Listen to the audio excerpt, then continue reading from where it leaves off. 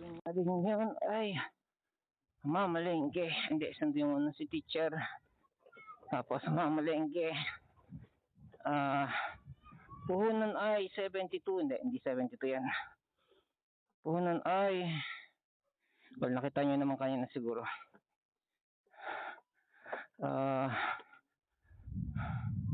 I think pagbunod ko nasa 80. Mag-ano pa yan.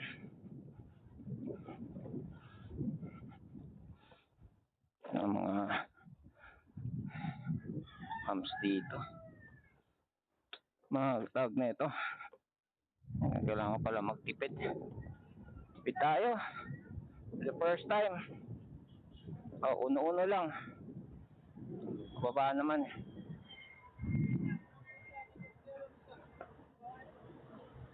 Ayos lang tayo ng contest.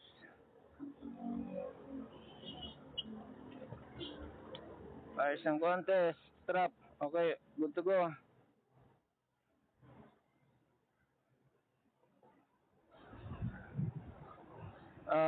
Check ng side mirror. Tumama kanina sa paradahan. Baka hindi ko nakita yung nasa likod. Yan. So far so good naman. Yung ano ko lang marumi. Hindi ko ayaw ko linisin to ng para-para eh. Yung visor ko. Pag nagasgasan to, that's it, pansit na yan.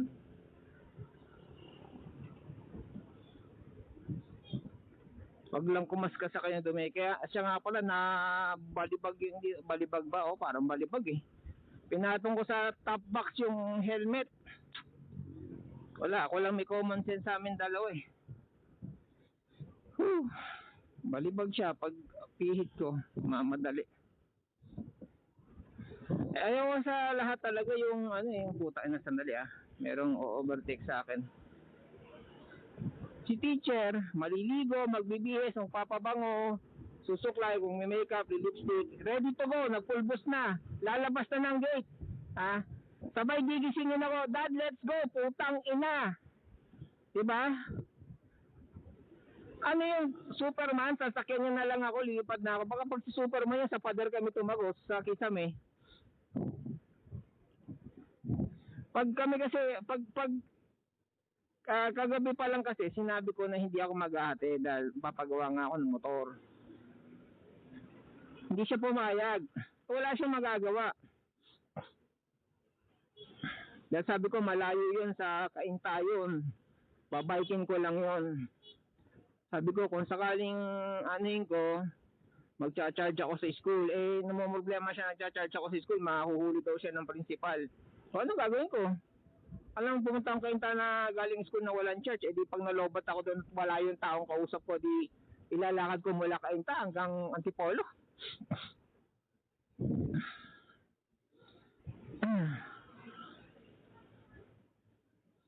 So ginawa ko kanina, paghatid ko sa kanya, rumekta na ako, di na ako nag-charge. Rumekta na ako kainta. Ay na, patay kong patay. Sa kabutihan palad naman 6:30 pa lang yun 6:40 to be exact, at 6:35 6:40 7 8 hindi, mga 6:38 ganyan ng umaga. Ginising ko yung kausap ko, shop yun ko dito na ako, gaya ng sabi ko pupunta ako ngayon. So sandun na ako, nakarating ako at sa gitna ng kwentuhan namin, sabi ko, habang nagkakwentuhan tayo boss, pasaksak na rin, pang uwi ko lang, sabi kong gano'n. Hindi nakauwi pa rin ako kahit papano. Pero pag yung normal regular day na mag-ahatid ako nauuna sa kanilang lahat gumising. Wala pang alas 4, tulog pa si San Pedro. Naliligo na ako, luluto na ako ng almusal ko. Yan.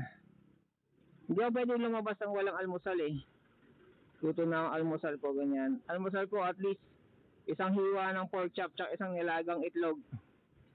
Yan, para hindi ako bugnutin pag walang kain. Kita na kanino.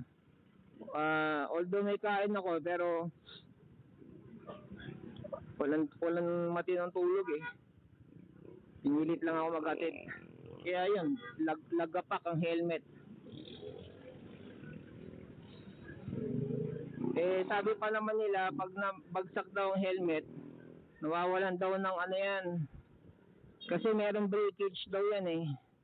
Kailangan niyang mabasag para ang mababasag yung helmet, hindi ulo mo. Kaya kung nabasag yun isang beses, nabagsak yun isang beses, eh, mag-isip-isip ka na ng bagong helmet. So, yun lang ang sabi nila. Ang nagkwento niyan si Adobo Moto na vlogger ng ano ng motor na Phil-Am. Which makes sense kasi nga as far as I know nga rin, ang helmet is designed to absorb the crash.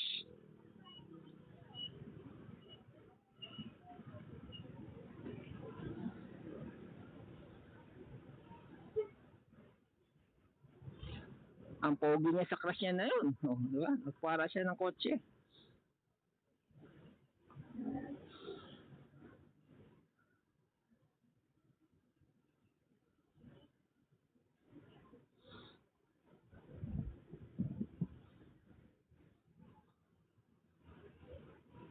Oh, uno-uno lang tayo, puta. Yaw to sa ten-wheeler. Ay na. Pakilala ko pa tong ten-wheeler na to ah. Biga itim. Plate number.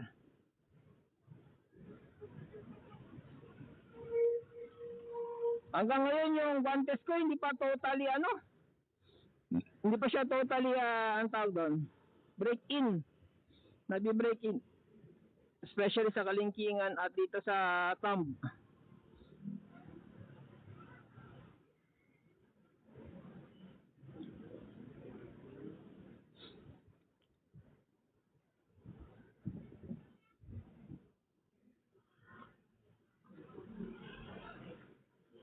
UB kaya pala gago. Sabi kong gagong ambulansya nito ah. Birang ambulansya ang gago eh. Kasi dapat may wangwang UB pala. Okay. It's common knowledge. UB drivers are GAGO.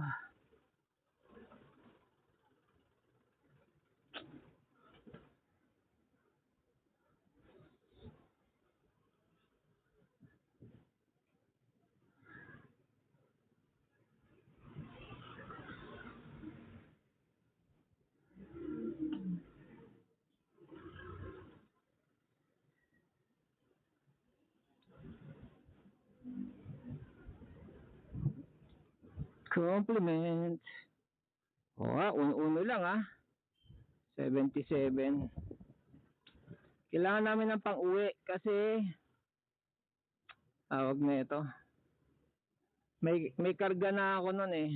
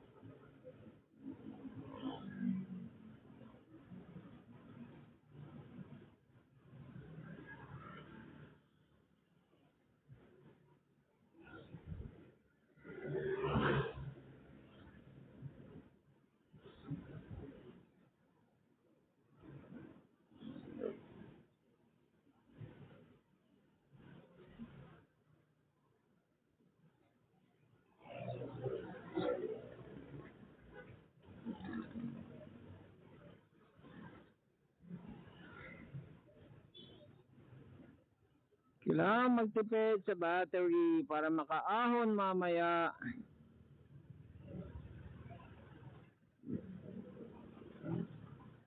Iba na yung datingan na ito eh.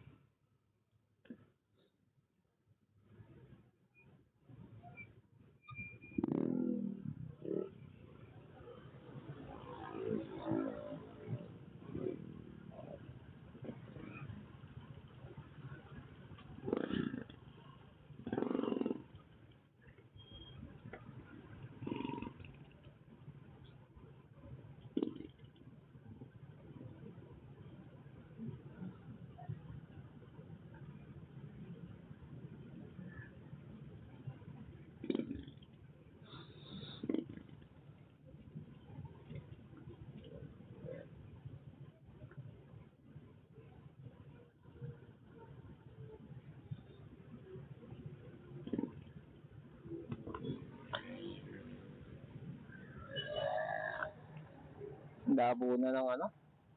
Dumi na ng salamin ko. Ng tawag na ito. Aking visor.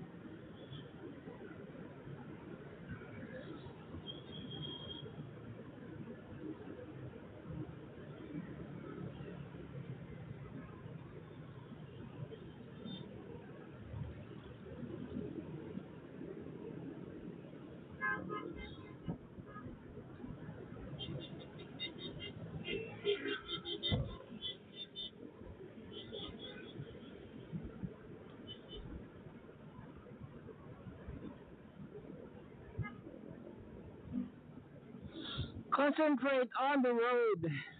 Nakados tayo, nakados.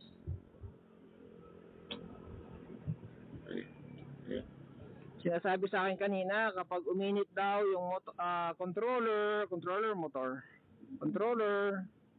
hihina yung andar. Tapos papatay niya yung makina. At least, 'di ba? Hindi niya susunog, hayaan masunog sarili niya. Kaya next project ko, once makabit yung battery is yan yung controller. Lagyan ng fan, malakas na fan. Blower, hindi lang basta fan.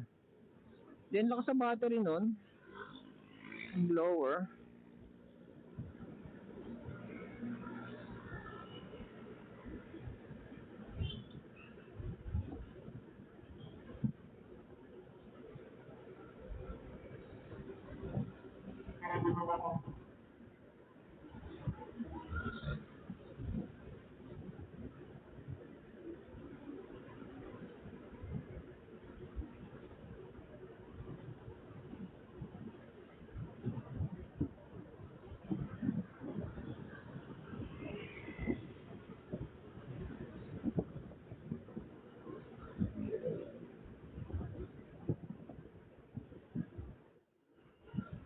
Paglampas ng Santa Lu,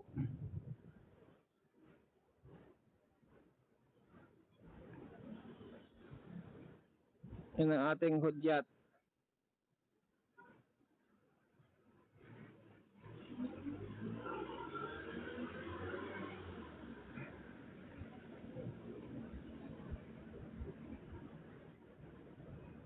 Totoo lang, lahat naman eh. Yung pag uminit, kasi katulad sa airsoft ko, ang battery ng lipoly, lithium polymer. Ngayon, upgraded nga ba? Oo, hindi, oo tama. May tawag doon eh. O sige, sabihin natin upgraded yung motor ko. Ba't ba in-upgrade yung motor ko? Para lumakas yung FPS. Yan. Nilagyan ng neodymium magnet yung motor instead na ordinary magnet, ganyan. Kasi in-upgrade. Tapos, hindi ko siya pwedeng ibabad na tak AK yun eh, AK. Hindi ko daw siya pwedeng ibabad ng gano'n, susunugin ko raw yung motor ko. Kailangan kung magrarat-rat daw ako, control. Kaya pag bumabanat ako nyon, paisa-isa lang. Syempre, sa laro naman talaga, paisa-isa lang eh. Bawal rumatrat. Ang pwede lang rumatrat sa laro, yung yung naka-machine gun. Pero kung rifle, hindi pwede.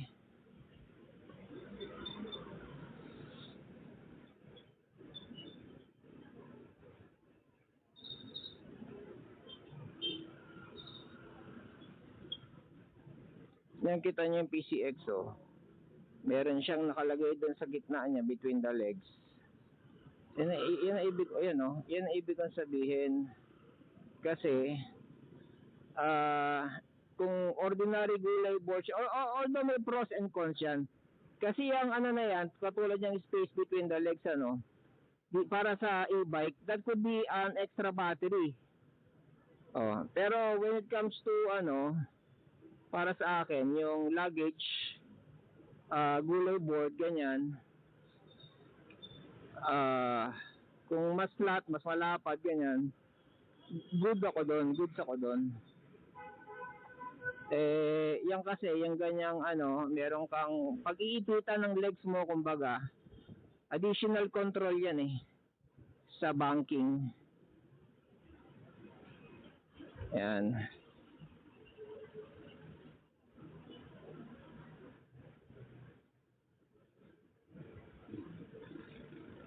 Why don't you stay? Paano ko raw, sabi ni teacher, paano ko raw natatansya na hindi tatama yung manibela side mirror sa mga sasakyan. Pero nung una, takot ako kasi hindi ko pa kabisado yung hilatsya nito. Ngayon, medyo nagagamay ko na. On top of palakasan din ng loob yan, syempre. Taking risks. Of course, manageable risks lang. Huwag yung reckless risks. Kasi makatama ka na side mirror, putya, baka mamaya Lamborghini, hindi naman, wala naman siguro Lamborghini dito. Baka mamaya Mercedes-Benz pa yung nasagi mo, di good, ano, that's it, pansit.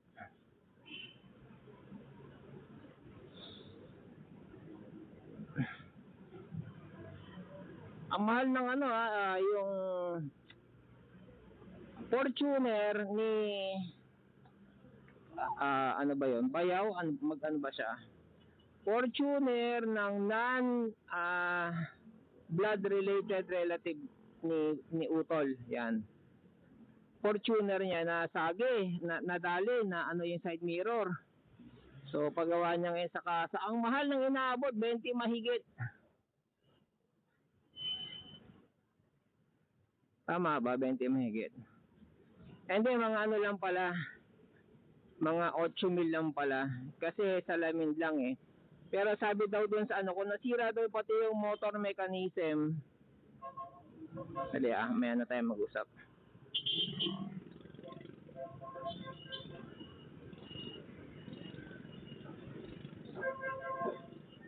Kung nasira daw yung motor mechanism, abot doon ng 20 mahigit yun, sabi nung ano, sabi doon sa kasa. 20 mahigit dahil lang sa may nag-vandalize ng Fortuner niya.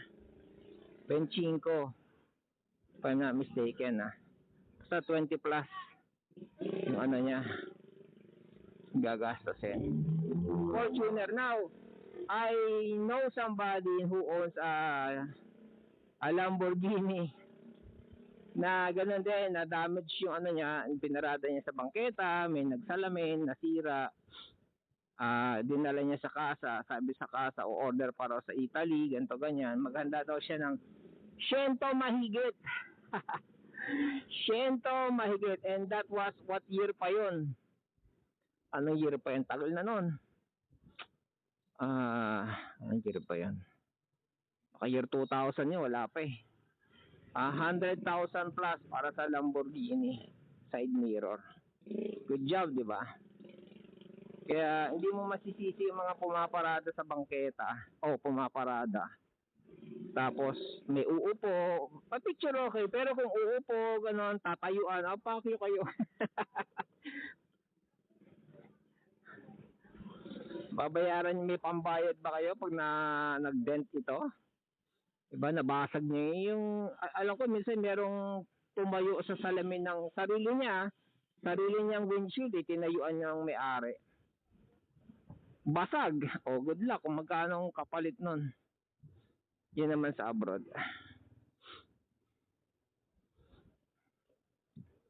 Lamborghini.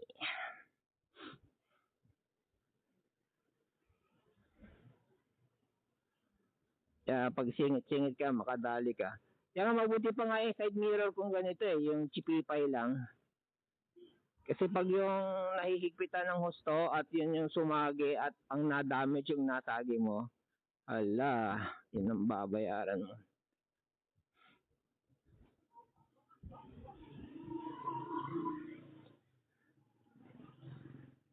Just because send her roses if you must. Si Upline Ian. Shout out to Upline Ian. Nakaba-birthday lang niya this February. Yan, kanya yung kinukwento kong Lamborghini. Picture kami, punta kami sa bahay niya. Hindi kami close. Pero maliit lang yung grupo na napunta sa bahay niya. So, he knows my face. And probably my name. Maganda, magaling ang memory niya. Sa first name ng tao, kaya siguro ang galing niya mag-recruit. Ano ba yung Lamborghini niya kanina? Kung anong klase ng Lamborghini niya. Tsaka meron din siyang Ferrari. Oh, ba? Saan ka pa? Lamborghini and Ferrari. Ba yung mga pang-showcase kapag yung nag-networking ka. And yung iyong mansion. Meron siyang mansion dyan sa subdivision sa Kogyo. Worth 250 million mansion.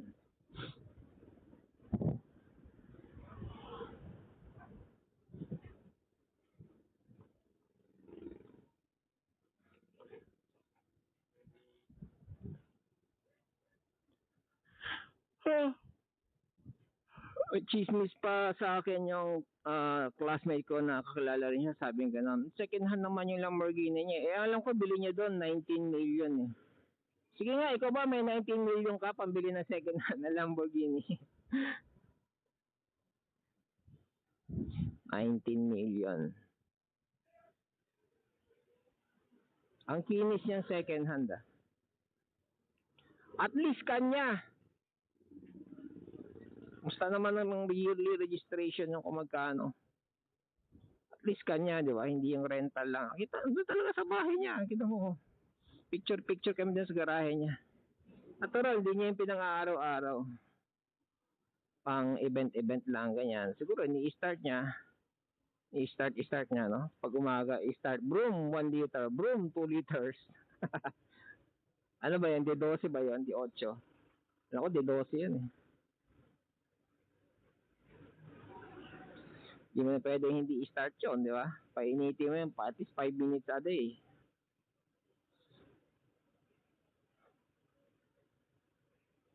Kausap ko nga na caretaker ng sasakyan na kotse kahapon na teacher. Ano ba tawag doon po siya? Caretaker ba yun? Natawag sa kanya. Basta teacher siya na na gamit niya yung kotse ng pinsan niya. Dinala niya yung kotse sa kasa, syempre, bago lang ganyan. Sabi doon sa kasa, kasi may problema nga doon aircon. Sabi doon sa kasa, sir, 6 na taon na ganito lang ang mo? Ganito lang ang mileage mo? Sabi niya ganun. Baba ng mileage mo sabi niya. Sabi niya, paano kasi nasa abroad yung may-ari, sabi niya. Ako tagagamit lang ako. Sabi niya, sir, gamitin niyo to, start niyo to, ganyan. Kaya nga nasa akin eh. Gamitin ko. Ginagamit niya pa sa 6 na taon, 30,000 lang ang mileage, di ba? Ganda. Nasira nga lang yung aircon, palit siya ng compressor dahil daw na-stock up. So you have to use warm up your vehicle. Ako yung motor na na-stock up sa bahay, motor yun na regular motor. Na-stock up siya, ang hirap ng pyesa. Full tank nung ina-stock ko, sira yung tangke. Panis yung gas. Ewan ko, tapos sabi ng mekaniko, palit ka, hindi lang palit tangke, palit ka na rin ng karburador. Sipin mo yun. So, kailangan mo talagang gamitin yung sasakyan. So, yung sinasabi nila mga maraming sasakyan, Hindi lang registration, intindihin mo doon, araw-araw mo i-startin yun, isa-isa. Ah, kaya kung mayaman ka, marami kang kotse, at busy ka sa pagmamanage ng kayamanan mo, hanap buhay mo, baka kailangan mo ng mekaniko o maintenance. Kumbaga sa garden, meron kang hardinero, mayaman ka eh. Sa kotse, meron kang tag-start, meron kang resident mekaniko, kumbaga. Hindi lang basta boy. Kailangan nyo maalam. Isipin mo, pagkatiwala mo sa, hindi aral, yung Lamborghini mo, putay na. Pag nag-ayos ng parking yan sa bahay mo sa garahe mo lumipad yan. Hindi niya tansya yung makalkula yung silinyador. Kailangan yung maalam yung mo, start mo, di ba? Ewan ko lang dito sa e-bike Kasi ito nakuha ko to ng ng second hand na hindi nagagamit. Sabi pa nga nung may-ari, sandali akong kukunin mo na ngayon, balik ka mamaya, i-charge ko lang para may uwi mo kasi walang charge yun sabi niya. Walang charge yun, hindi na kasi nagagamit. Meron akong isa pang motor, meron pang kotse. Baba ng mileage kaya nito. Ewan ko lang sa e-bike kung anong dapat nagagamit dito. Siguro yung bearing, re-repack, ganyan, ano ba? Electrical naman to Ano bang worst case scenario dito? Yung brake fluid? Maybe, baka kailangan i-bleed, ganyan.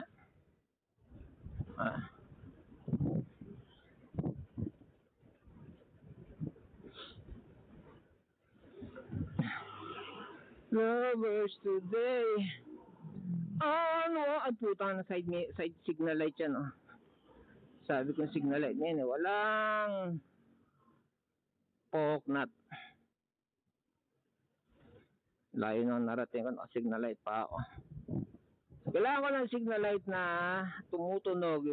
Kahit ako lang nakakarinig yung krup, krup, krup, krup. Turning left, turning left, turning right, turning right. Kailangan ko ng signal light na Okay, nagbiblink dito sa harap at the same time. Yan.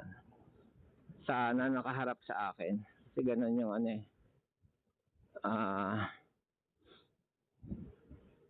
yan sa dati kong motor. Yan naalala ko siya i-off. Kaya si moto vlogger, si Adobo Moto, hindi na nga daw siya nagsisignal light. Nakakabaliw, okmet lang daw ng mga kasunod niya sa ato, kakaliwa ba to, kakanan, bakit kumakanan to, nakasignal ng kaliwa. Kasi nakalimutan niya patayin yung signal light niya ng kaliwa, kakanan na siya. Kaya sabi niya po siya, hindi na talaga ako hindi na daw siya nagsi-signal light. Either hand signal or ganyan, pag importante lang.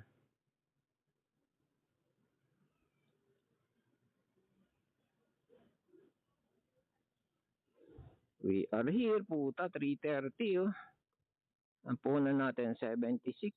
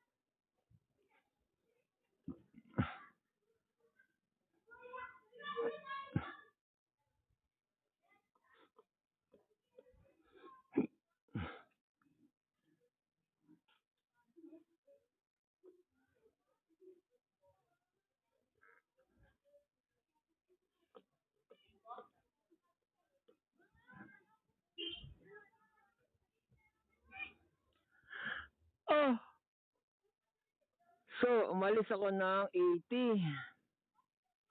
Ayan, 77, tatlo na bawas.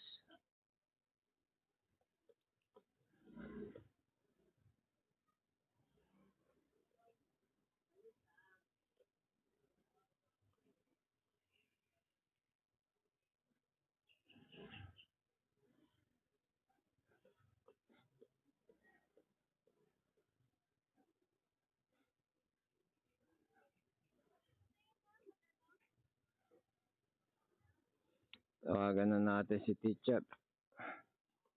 Thanks for watching. Tatawagan ko na si teacher.